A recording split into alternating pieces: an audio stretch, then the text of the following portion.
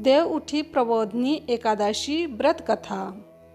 भगवान श्री कृष्ण ने कहा, हे अर्जुन, मैं तुम्हें मुक्ति देने वाली कार्तिक मास के शुक्ल पक्ष की प्रबोधिनी एकादशी के संबंध में नारद जी और ब्रह्मा जी के बीच हुए वार्तालाप को सुनाता हूँ। एक बार नारद जी ने ब्रह्मा जी से पूछा, हे पिता, प्रबोधिनी एकादशी के व्रत का क्या फल होता है? आप कृपा करके मुझे यह सब विस्तार पूर्वक बताएं।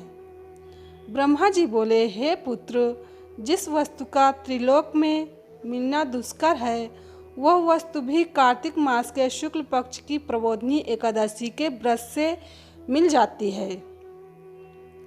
इस व्रत के प्रभाव से पूर्व जन्म के किए हुए अनेक बुरे कर्म क्षण भर में नष्ट हो जाते हैं। हे पुत्र, जो मनुष्य श्रद्धा पूर्वक इस दिन थोड़ा भी पुण्य करते हैं, उनका वह पुण्य पर्वत के समान अटल हो जाता है। उनके पितृ विष्णु लोक में जाते हैं। ब्रह्म हत्या आदि महान पाप भी प्रबोधिनी एकादशी के दिन रात्रि को जागरण करने से नष्ट हो जाते हैं। हे नारद, मनुष्य को भगवान की प्रसन्नता के लिए कार्तिक मास की इस एकादशी का व्रत अवश्य करना चाहिए।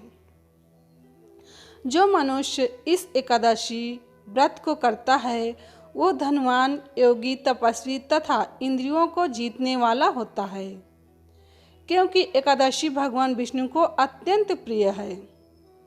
इस एकादशी के दिन जो मनुष्य भगवान की प्राप्ति के लिए दान, तप, होम, यज्ञ, भगवान नाम जप भी परम यज्ञ है। यज्ञा नाम जप यज्ञो अस्मिन्, यज्ञों में जप यज्ञ मेरा ही स्वरूप है। श्रीमद् भगवद गीता आदि कहते हैं, उन्हें अक्षय पुण्य मिलता है। इसलिए हे नारद, तुमको भी विधि पूर्वक विष्णु भगवान की पूजा करनी चाहिए। इस एकादशी के दिन मनुष्य को ब्रह्म मुहूर्त में उठकर व्रत का संकल्प लेना चाहिए और पूजा करनी चाहिए। रात्रि को भगवान के समीप गीत, नृत्य, कथा, कीर्तन करते हुए रात्रि व्यतीत करनी चाहिए। प्रबोधिनी एकादशी के दिन पुष्प, अगर, धूप आदि से भगवान की आराधना करनी चाहिए। भगवान को अर्घ्य देना चाहिए। इसका फल तीर्थ और दान आदि से करोड़ गुना अधिक होता है।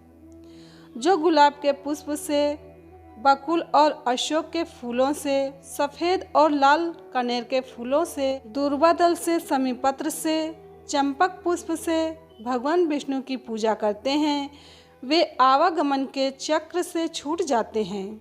इस प्रकार रात्रि में भगवान की पूजा करके प्रातःकाल स्नान के पश्चात भगवान की प्रार्थना करते हुए गुरु की पूजा करनी चाहिए और सदाचारी व पवित्र ब्राह्मणों को दक्षिणा देकर अपने व्रत को खोलना चाहिए। जो मनुष्य चतुर्मास व्रत में किसी वस्तु को त्याग देते हैं, उन्हें इस दिन से पुनः ग्रहण करनी चाहिए। जो मनुष्य प्रबोधिनी एकादशी के दिन विधि पूर्वक व्रत करते हैं, उन्हें अनंत सुख मिलता है और अंत में स्वर्ग को जाते हैं। वैदिक पंचांग।